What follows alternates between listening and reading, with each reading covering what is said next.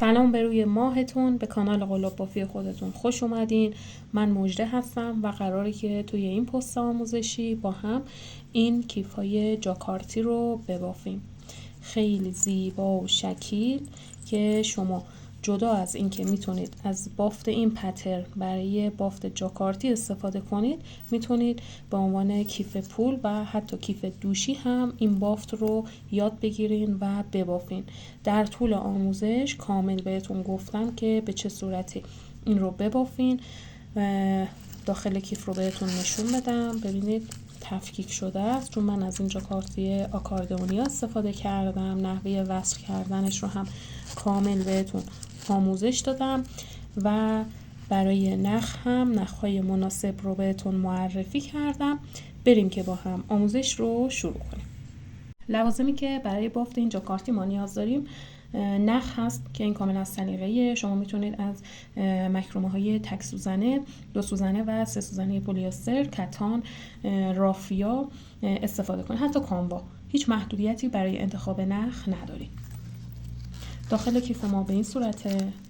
ببینید جاکارتی آکاردئونی من کار کردم و کاملا تفکیک شده هست. پس به یه دونه جاکارتی هم نیاز دارید. لینک خرید برای این جاکارتی رو هم توی دیسکریپشن براتون قرار میدم و احتیاج داریم به زیپ. حالا زیپ رو میتونید از این زیپ های دنده فلزی استفاده کنید یا مثل من از این زیپ های متری و سرزیپ. قلاب هم که دیگه باید متناسب با نختون انتخاب بشه. ببینید این رو من با 3 سوزنه بافتم، 3 سوزنه پلی‌استر. نمونه ای که میخوام بهتون آموزش بدم با تک سوزنه هست. این هم آکاردئونی هستش به این صورته که ما وقتی بافت رو کامل کردیم به این قسمت ها باید کار رو بچسبونیم. ببینید برای اندازه گیری شما باید دقیق به اندازه این قسمت زنجیره بزنید.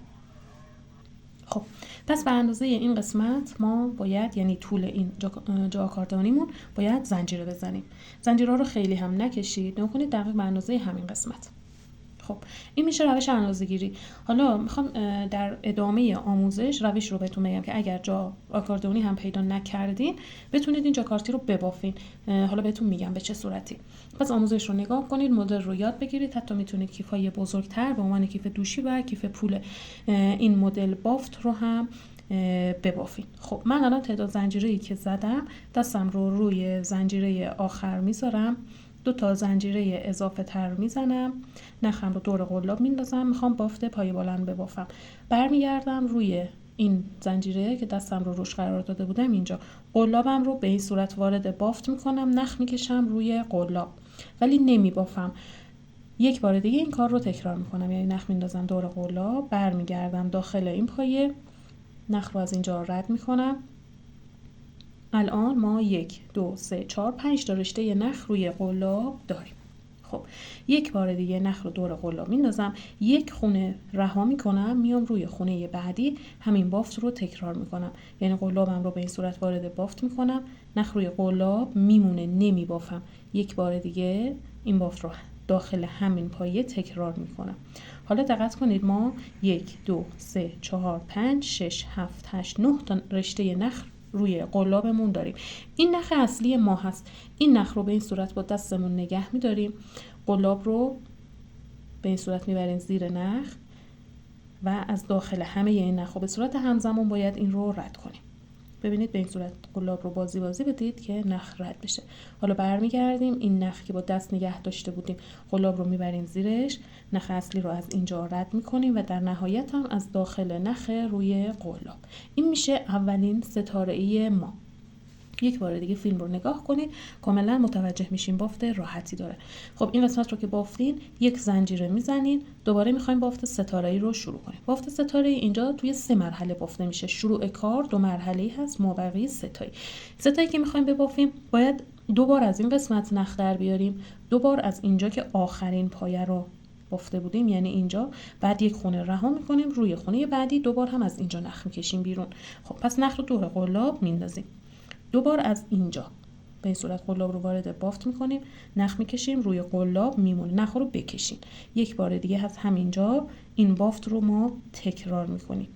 این شد 2 بار. 2 بار از داخل آخرین پایه، یعنی اینجا. خب نخ رو دور قلاب میندازیم، میایم داخل این پایه، این یک بار، این هم دو بار. خب یه خونه رها میکنیم، یعنی این پایه رها میشه، میایم روی پایه بعدی دوبار هم از اینجا نخ در میاریم، این یک بار، این هم دو بار. حالا کل نخهای روی قلاب باید یکی بشن. برای یکی شدن نکنید این نخ اصلی ما هست، این رو با دست به این صورت نگه دارین، قلاب رو از زیر نخ رد کنید، سر قلاب به سمت پایین باشه، بعد از داخل همه اینها این رو به این صورت ردش کنید. نکنید با قلاب به این صورت بازی کنید، این نخها رد میشن. حالا برمیگردیم این نخی که اینجا با دست نگه داشته بودیم اینجا، قلاب رو میبریم زیر این نخ اصلی رو از داخل این رد میکنیم. حالا از داخل تنها نخ باقی مونده روی قلاب و یک زنجیره میزنیم. ببینید بافت دوم ما شکل گرفته، ولی اینجا سه تایی هست، 1 2 3. بافت اولیه ما 2 تایی بوده. یک بار دیگه این بافت رو من تکرار میکنم. بعد از اینکه اینجا بافت رو تکمیل کردیم یک زنجیره میزنید. 2 تا نخ از داخل این پایه باید در بیاریم. پس نخ رو دور قلاب میندازین، این یک بار، یک بار دیگه، این دو بار. دو بار هم نخ رو از داخل این پایه، یعنی از اینجا که این بافت رو زدین از اینجا باید در بیارین، این یک بار، این دو بار. حالا یه خونه رها میکنین، یعنی این پایه رها میشه، روی پایه بعدی هم دو بار ما نخ میکشیم روی قلاب، یک و این هم دو. خب حالا میخوایم نخ رو یکی کنیم. برای یکی کردن این نخ اصلی ما هست، این رو با دست به این صورت نگه میداریم، قلاب رو میبریم زیر این نخ، از داخل همه نخهای روی قلاب این رو رد میکنیم، برمیگردیم این نخی که با دست نگه داشته بودیم قلاب رو میبریم داخلش، نخ اصلی رو از داخل این نخ و در نهایت از داخل نخ روی قلاب ردش میکنیم. حالا یک زنجیره میزنیم. ببینید این میشه رج اول بافت ما. تا انتهای رج ما به این صورت میبافیم. یک بار دیگه من براتون تکرار میکنم. 2 تا نخ از این قسمت، 1 2. 2 تا نخ از داخل این پایه یعنی مشترک، 1 2. یک خونه رها میکنیم، میایم روی پایه بعدی، 2 تا نخ هم از اینجا، 1 2. خب این نخ اصلی هست، با دست نگهش میدارم، به این صورت نخ رو از داخل همه نخهای روی قلاب عبور میدم، برمیگردم این نخی که با دست نگه داشته بودم قلاب رو از زیرش رد میکنم، نخ اصلی رو از داخل این و در نهایت از داخل نخ روی قلاب رد میکنم، بعد یک زنجیره میزنم و بافت رو تکرار میکنم. ببینید رج اول ما، بافت ما یعنی بافتای ستاره ای نیمه بافته میشن، رج دوم همه اینها تکمیل میشن. تا انتهای رج ما به این صورت میبافیم.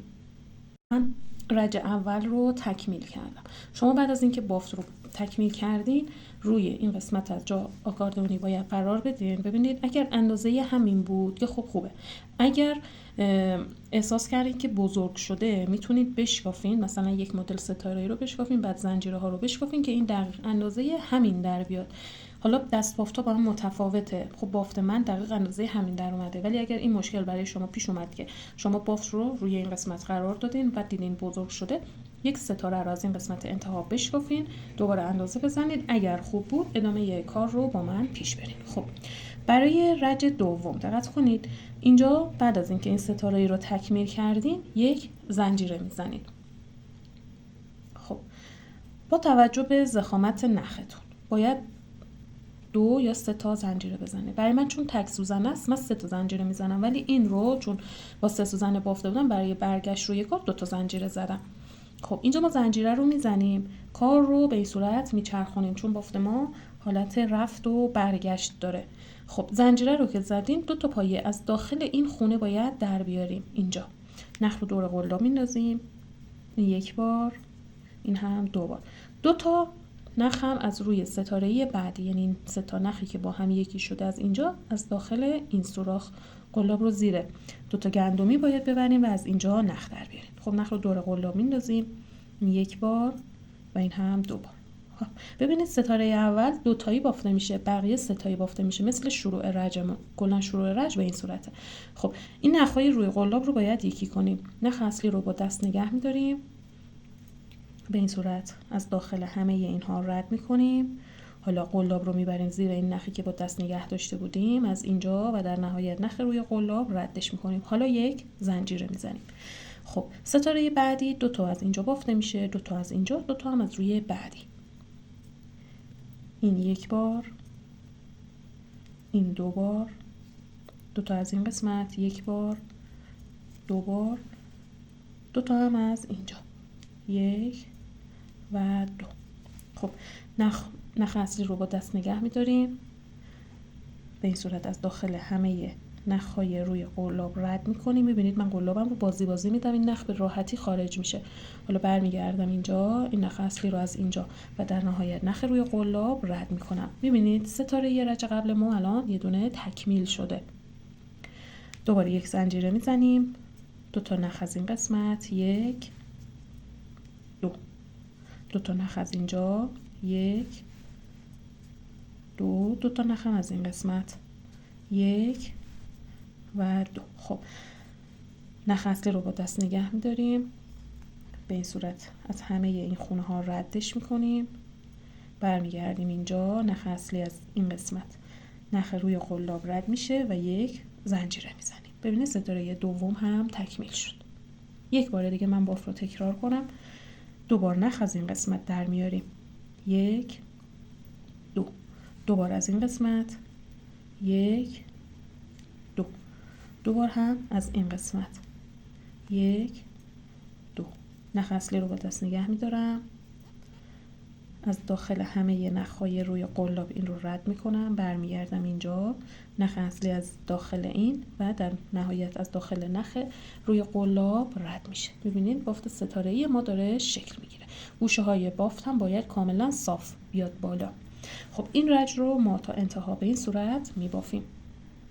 من الان رسیدم به انتهای رج. آخرین ستاره ای رو که میخوام ببافم، 2 تا نخ از اینجا، 2 تا از اینجا، 2 تا هم از این قسمت 3 تا زنجیره یا 2 تا زنجیره که برای شروع کار داشتیم از اینجا باید ببافیم.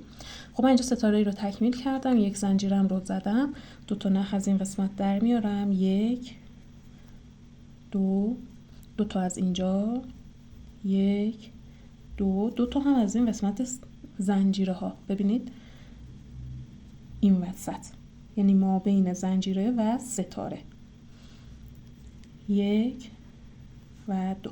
خب با دست نگه میدارم نخ اصلی رو، بافت رو یکی میکنم و یک زنجیره میزنم. ببینید این میشه بافت ما. کناره های بافت هم کاملا صاف میاد بالا. حالا در انتهای رج ما پای کوتاه هم دور بافتمون میزنیم که این کاملا صاف و یک دست بشه. برای رج بعد خب من یه زنجیره زدم، گفتم با توجه به ضخامت نخ زنجیره رو میزنید. باید 2 تا زنجیره دیگه بزنم که در مجموع بشه 3 تا. کار رو میچرخونم، میام 2 تا نخ از این قسمت، 2 تا نخ از اینجا در میارم. گفتیم ستاره اول برای شروع کار چه از این طرف چه از این طرف 2 بار هست، مابقی 3 بار بافته میشه. یعنی من 2 بار نخ از این قسمت در میارم، 1 2 2 بار هم از اینجا، 1 2. یعنی روی ستاره های رج قبل که یکی شده از اینجا هم نخ در میاریم و میبافیم. نخ اصلی رو با دست نگه میدارم، اینا هم رو یکی میکنم، بافتم رو هم یکی میکنم و یک زنجیره میزنم. خب حالا اینجا باید 3 بار ببافیم، 1 بار از اینجا، 1 بار اینجا، 1 بار هم اینجا. این 1 بار، این 2 بار. اگر نختون نازک‌تره جا داره که تا 3 بار هم نخ رو دور قلابتون بندازین، یعنی به جای این 2 بار 3 بار این کار رو انجام بدید که قسمت ستاره‌ای ها پرتر میشه. حالا نخ رو نگه میدارم، همه رو یکی میکنم، بافتم رو یکی میکنم و یک زنجیره میزنم. ببینید این ستاره های رج قبل هست که وقتی این رج رو میبافیم تکمیل میشه. خب تا انتهای رج به این صورت میبافیم. من این قسمت ها رو بافتم، این قسمت انتهای بافت رو میخوام براتون توضیح بدم که کاملا یاد بگیرین. ببینید ما 2 بار نخ رو از این قسمت باید در بیاریم، 1 2 2 بار از اینجا، 1 2 2 بار هم از این قسمت، 1 و 2. خب اینا رو یکی میکنیم، دوتای آخر رو ببینید، یعنی ستاره آخر یک بار از این قسمت، یک دو، یک بار از اینجا، یک دو، یک بار هم از این قسمت زنجیره ها ما ستای دو تا زنجیره میزنیم برای برگشت کار. ما بین زنجیره و بافت ستاره ای، یعنی این وسط این دو تا پایه رو هم از اینجا در میاریم، یک و دو. حالا یکی میکنیم، بافت رو هم یکی میکنیم و یک زنجیره میزنیم. ببینید رج دوم ما هم شکل گرفته، کناره های بافت هم صاف هست، بافت ستاره هم به این صورته. کل بافت ما به این روش بافته میشه. من شروع رج رو یک بار دیگه براتون میگم. یه زنجیره زدم، دو تا زنجیره دیگه هم میزنم. گفتم اگر نختون ضخیمه 2 تا زنجیره کافیه. ما شروع رج 2 تا پایه باید در بیاریم. یک بار از این قسمت، یک دو، یک بار هم از اینجا، یک و دو. حالا اگر بخواید ستاره‌تون پرتر بشه و نختون ضخیمه، میتونید یک بار دیگه این بافت رو تکرار کنید، یعنی 3 تا نخ روی قلاب داشته باشید. این دیگه سلیقه‌ایه. البته یک بار هم میشه، ولی خب مدل ستاره‌ای با یک بار زیاد خودش رو نشون نمیده. حالا بافتم رو یکی میکنم و این رج رو هم شروع میکنم. این رو شما تا اندازه‌ای که کامل این قسمت اینجا و این قسمت کار رو پوشش بده به این صورت بافت میزنید. ازتون ممنونم که تا اینجای آموزش با من همراه بودین. بافت من تکمیل شده. قبل از اینکه ادامه آموزش رو با هم پیش بریم، ازتون ممنون میشم که این پست رو لایک کنین تا به افراد بیشتری نشون داده بشه. ببینید این الان دقیق اندازه این جاکاردونی هستش. من این رو به این صورت روی بافتم قرار میدم، تا میزنم. ببینید از قسمت بالا و دو طرف کناره آزاد هست. حالا باید یک رج دور تا دور ما بافت پای کوتاه دور بافتمون ببافیم که بافتمون تمیز بشه، بعد وصل کنیم به قسمت جاکاردونی. من بهتون گفتم که اگر جاکاردونی ندارین ولی دوست دارین که این مدل رو ببافین، میتونید این روشی که در ادامه بهتون میگم رو امتحان کنید. ببینید شما این رو بلندتر ببافین. زمانی که کار رو بلندتر بافتین، از این طرف و از این طرف این رو تا بزنید. حالا شما فرض کنید که من این رو بلندتر بافتم، اینا رو تا میکنین. بعد از قسمت کنار، یعنی بافت رو که تکمیل کردین، پای کوتاه رو هم میبافین. بعد به این صورت از این طرف و این طرف با نخ و سوزن، با سوزن پلاستیک این قسمت ها رو به بافت میدوزید. این دو طرف رو هم به همین صورت. این هم میشه خودش یک مدل جاکارتی که حالا این به این صورت میتونه برگرده و کارتون جمع‌تر بشه. در صورتی که شما این بافت رو بلندتر ببافید، میتونید این روش رو امتحان کنید. خب حالا برای بافت پای کوتاه دور تا دور بافتمون یه نکته رو اینجا بگم. اگر خواستین این رو به صورت کیف پول ببافین که خب باید پهنای کار بیشتر باشه، بعد برای کیف پول این دو طرف رو به این صورت روی هم برمیگردونید، این قسمت و این قسمت رو به هم وصل میکنید. بعد از قسمت بالا میتونید روش زیپ کار کنید که این هم میشه کیف پول، یعنی یک بافت که شما میتونید ازش استفاده های زیادی داشته باشید. گفتم حتی کیف دوشی این مدل رو هم میتونیم ببافیم. منتها کیف دوشی یه قسمت کناره‌ای هم میخواد، یعنی شما کار رو به 2 قسمت تقسیم میکنید، قسمت پشت و جلوی کیف. یک قسمت رو به عنوان وسط کیف، کفی کیف باید در نظر بگیرید که از همین قسمت کف کیف باید 2 طرف کناره، یکی این طرف یکی این طرف هم ببافیم. میتونید به صورت پای کوتاه رفت و برگشت ببافین. بعد کارتون رو شلاقی بزنید، آستر بزنید و کناره رو، این دو قسمت کناره رو به قسمت پشت و جلوی کیفتون وصل کنید. حالا برای البته این هم بگم که درب کیف رو هم باید در نظر داشته باشین برای کیف‌های دوشی، یعنی این رو باید به اندازه‌ای بلند ببافین که کار به این صورت تقسیم بشه. اینجا بشه قسمت جلو، اینجا بشه قسمت پشت، اینجا هم درب کیف که به این صورت برمیگرده. حالا اگر به این حالت بافتین کیفتون رو، برای قسمت شلاقی دیگه درب کیف رو نباید شلاقی بزنید، فقط قسمت پشت، جلو و کناره. بهتره که کلاً 3 تا تیکه شلاقی مجزا برش بزنید، بعد وصل کنید، یعنی یک سره برش نزنید. اینم دیگه حالا طبق تجربه خودم از بافت کیف بود که برای کیف‌های دوشی به این روش انجام میشه. حالا برای دور تا دور بافت که ما باید پای کوتاه ببافیم، اینجا ما آخرین پایه رو یکی کردیم، یک زنجیره میزنیم.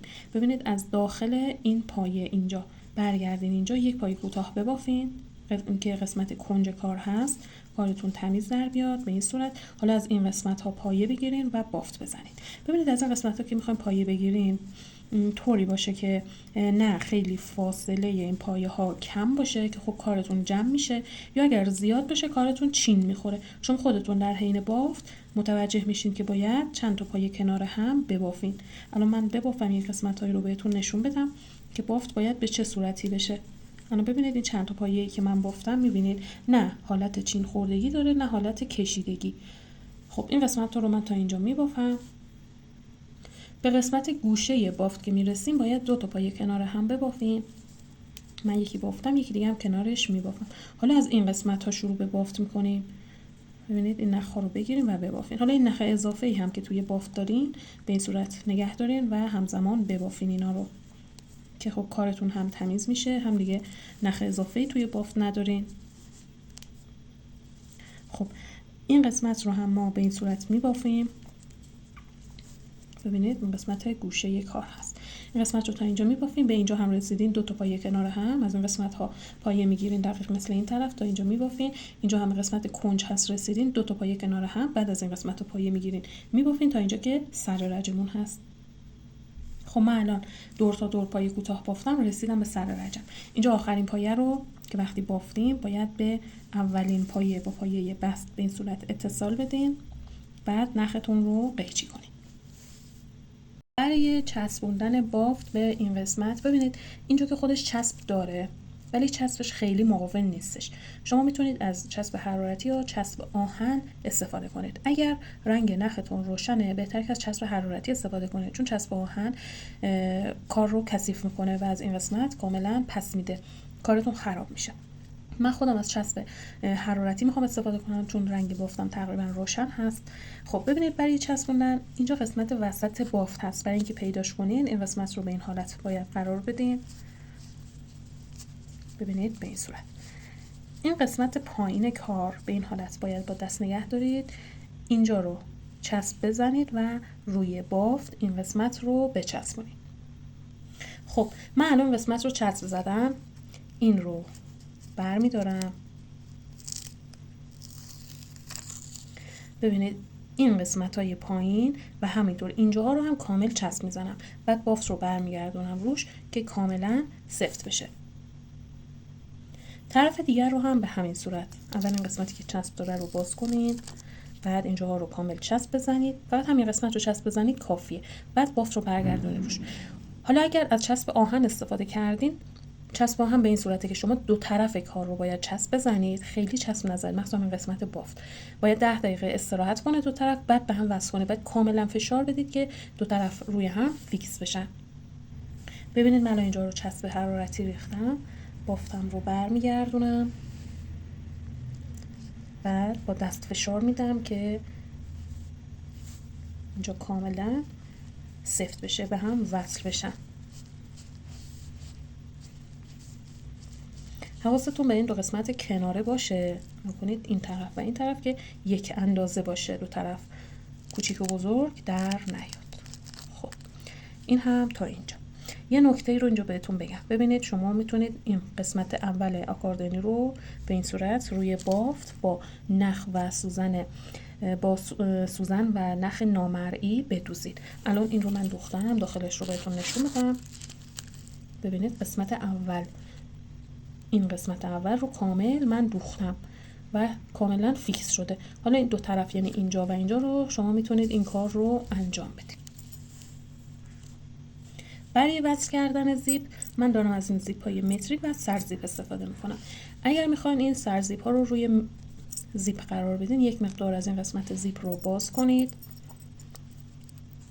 از این طرف یک طرف رو وارد زیپ کنید، با دست نگه دارین، طرف دیگر رو هم ببرید داخل زیپ، 2 قسمت بالا رو به این صورت نگه دارین و این زیپ رو بکشید، این قرار میگیره. ما این رو تا اینجا میکشیم، قسمت ها رو باز کنید، سر این قسمت رو باید بسوزونید که نخکش نشه. بعد برای دوختنش روی بافت این قسمت رو باز کنید، نگاه کنید زیپ به این صورت میچرخه. این قسمت از این پایین به این حالت روی بافت قرار میگیره و با نخ و سوزن این قسمت ها رو میدوزین. ببینید باید طوری دوخته بشه که این قسمت زیپ ببینید کاملا موازی با بافت بشه، یعنی فاصله نباشه. اینجوری کارتون قشنگتر میشه. خیلی هم نچسبونید که زیپ به بافت گیر کنه. بعد حالا از این قسمت شروع میکنیم به دوختن تا اینجا، بعد از این قسمت تا اینجا و در نهایت هم این طرف دیگر رو هم به همین صورت روی بافت میدوزینش. فقط یه نکته اینجا بهتون بگم، ببینید این قسمت‌های کنار اینجا و اینجا رو با دست بکشید که صاف بشه که کارتون تمیز در بیاد. این هم میشه نحوه دوختن زیپ. این هم کامل شده یه بافت ما هست که میتونین ببافین و استفاده کنین.